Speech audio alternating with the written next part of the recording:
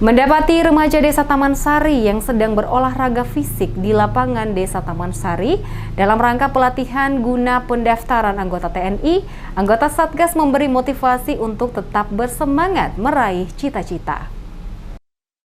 Selain melaksanakan tugas sasaran fisik TMMD ke-111 Kodim 0718 Pati, anggota Satgas juga membaur bersama warga desa setempat untuk sekedar melakukan kegiatan komunikasi sosial di sela-sela waktu luang. Mendapati para remaja setempat yang sedang melaksanakan kegiatan olahraga fisik di lapangan Desa Taman Sari, anggota Satgas turut membaur dan mengobrol bersama. Sersan 1 Toha Untoro, anggota Satgas TMMD ke-111 Kodim 0718 Pati mengapresiasi dan memotivasi cita-cita warga setempat untuk menjadi anggota TNI. Untuk selalu melakukan pelatihan fisik dan menjaga kesehatan sebelum tes masuk dilakukan.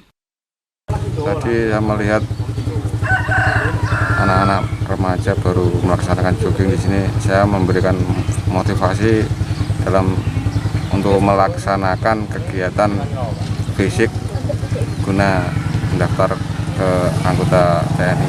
Tetap semangat, selalu jaga kesehatan, jaga kondisi tubuh, jangan sampai ada yang cedera, sehingga untuk waktu pelaksanaan pendaftaran bisa memenuhi syarat.